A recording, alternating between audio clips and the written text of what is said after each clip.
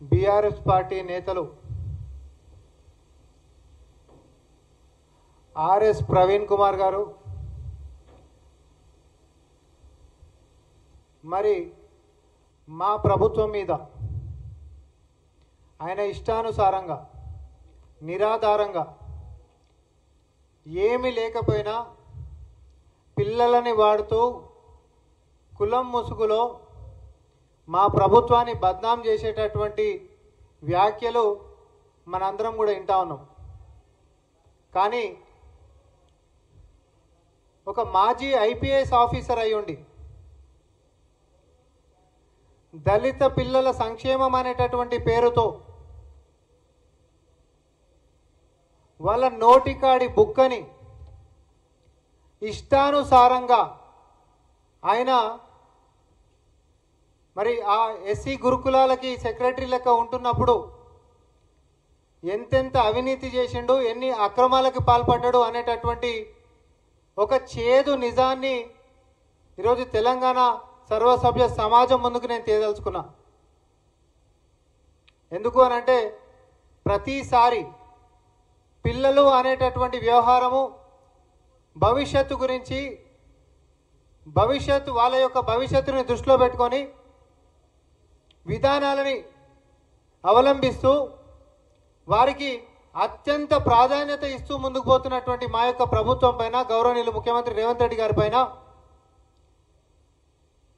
ఈరోజు అసమానతలు అనేటటువంటి ఒక అందమైన అబద్ధాన్ని బట్టగాల్చి మా మీద వేసేటటువంటి ప్రయత్నం ఆర్ఎస్ ప్రవీణ్ గారు ఏదైతే చేస్తూ ఉన్నారో వారి యొక్క అసలు రంగు కూడా చెప్పాల్సినటువంటి అవసరం మా మీద ఉంది. మేము ఇప్పుడు చెప్పాలి. ఎందుకంటే దళిత పిల్లల పేర్ల మీద వారికి రావాల్సినటువంటి సంక్షేమాలని, వారి నోటికాడి బుక్కని ఆయన అధికారంలో ఉన్నప్పుడు అంబేద్కర్ అని అంటే రాజ్యాంగాన్ని రచించినటువంటి ఆ పెద్ద మనిషి అడుగుజాడల్లో నడుస్తున్నా అని చెప్పినటువంటి ఈ పెద్ద మనిషి మరి ఆ రాజ్యాంగానికి ఏ రోజు కూడా కట్టుబడకుండా అన్ని రకాలుగా కూడా రాజ్యాంగాన్ని కొల్లబడుస్తూ చట్టాన్ని అతిక్రమిస్తూ ఆయన యొక్క అధికారాన్ని ప్రతి అంశంలో కూడా పిల్లలకి చెందాల్సినటువంటి విషయాలలో నిధులని ఎట్లా దారి మళ్లించారు, ఎట్లా కుట్రాకోణంగా పిల్లలకు సంబంధించినటువంటి నిధులు దోచుకున్నారు. దానికి ఉదాహరణగా మరి కోడింగ్ అనేటటువంటి దాంతో మొదలు పెడతాం. దుకాణం పెద్దగా ఉంది, ఒక 2-3 శాంపుల్కి చెప్తాం. ఎందుకంటే అన్నం అయ్యిందా లేదా అనేటటువంటివి 2 మెతుకులు ఒత్తు చూస్తే తెలిసిపోతుంది.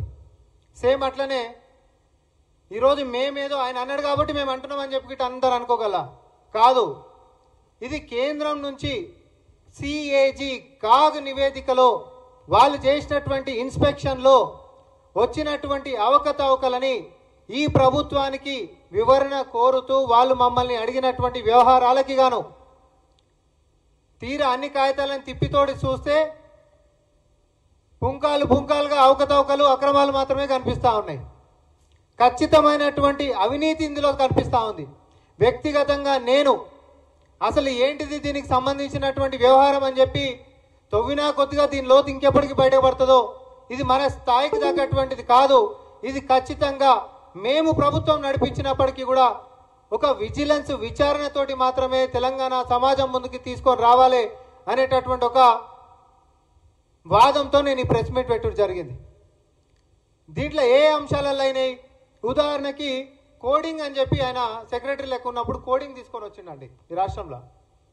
ఏమని అంటే ముందు ఒక 2 స్కూళ్ళల్లో, ఒక కాలేజీలలో చేస్తున్నాము అని చెప్పేసి చెప్పిండు. దానికి పర్మిషన్లు ఏమున్నాయి అని అంటే 2 ఇట్టుకున్నాయి. అసలు అది పెట్టింది ఎన్నిట్లల్లా, ఒక్క దాంట్లో. కానీ 3 మీద పిల్లలకి నేర్పిస్తున్నటువంటి కోడింగ్ అని అంటే జస్ట్ గింతే. ఇక ఇది కోడింగ్, ఏం కోడింగు, ఏం లాంగ్వేజు, అది కంప్యూటర్లో పిల్లలకి ఏం లాంగ్వేజ్ నేర్పిస్తారు, ఏ క్లాస్కి సంబంధించిన వాళ్ళకి నేర్పిస్తారు, ఏ టైం నుంచి ఏ టైంకి నేర్పిస్తారు, ఏవి లేవిగా జస్ట్ పిల్లలకి కోడింగ్ నేర్పిస్తున్నాం. ప్రతి సంవత్సరానికి జరుగుతున్నటువంటి ఖర్చు 4,50,11,991 రూపాయలు. ఇక గింతే. అసలు వాస్తవం ఏంది అని చెప్పి తవ్వి చూస్తే అది కేవలము 240 మంది పిల్లలకి మాత్రమే లబ్ధి జరిగింది అనేటటువంటి విషయాన్ని అధికారికంగా మనకు కనిపిస్తున్నటువంటిది. ఎవరన్నా ఏడాదికి 4,50,11,991 రూపాయలు ఖర్చు పెట్టి చెప్పిందన్నీ 3 సంస్థలలో నేను చేస్తా కోడింగ్ అని అన్నాడు. చేసిందంత ఒక్క దాంట్లో. పర్మిషన్లు ఎన్నిటికి తీసుకుంటూ 2టికి. ఇప్పుడు ఒక విధానం లేదా? నువ్వు ప్రభుత్వంలో కూర్చొని ఉంటున్నప్పుడు రాష్ట్ర ప్రభుత్వం నుంచి ఫినాన్స్కి సంబంధించినటువంటి పర్మిషన్లైనా, శాంక్షన్లైనా, లేకపోతే అనుమతులు తీసుకునేటటువంటి వ్యవహారాలైనా రాజ్యాంగంలో పొందుపరిచినటువంటి కొన్ని విధి విధానాలు ఉన్నాయి కదా, ఏ ఒక్కటి కూడా ఫాలో కాలే. ఇంకోటి, ఇప్పుడు ఈ 4,5,00,00,000కి సంబంధించినటువంటి టెండర్ల లెక్క జనరల్గా మనందరికి తెలిసినటువంటి విధానం ఏంది? ఈ టెండర్లలో పోవాలి. పారదర్శకంగా ఎవరైనా కూడా అధికారి వ్యవహరించాలి అని అంటే ఈ టెండర్ల ద్వారా పోవాలి. ఎందుకంటే దానికి కాంపిటీటర్స్ ఎవరు వస్తారు, వాళ్ళందరూ కూడా పారదర్శకంగా ఎవరు అర్హత ఉంటే, ఎవరు తక్కువ కోట్ చేస్తే వాళ్ళకి ఇచ్చేటటువంటిది. దీంట్లో ఎట్లాంటి ఈ టెండర్లకు పోయినటువంటిది ఆయన చరిత్రలోనే లేదు. ఇది కాదు, మళ్ళీ తర్వాత చెప్పేది కూడా దేంట్లో కూడా ఈ టెండర్లకు ఆయన పోలే. చట్టాన్ని చేతులకు తీసుకొని పేరుకేమో అంబేద్కర్ గారి పేరు చెప్పుకుంటాడు, సంక్షేమమేమో దళిత పిల్లల పేరు చెప్పుకుంటాడు. కానీ దోచుక తిన్నది మాత్రం ఆర్ఎస్ ప్రవీణ్ కుమార్ గారు. మీరు దీనికి జవాబు చెప్పాలి. ఈ టెండర్లకి మీరు ఎందుకు పోలే? రాష్ట్ర ప్రభుత్వం యొక్క అనుమతి మీరు ఎందుకు తీసుకోలే? And finance departments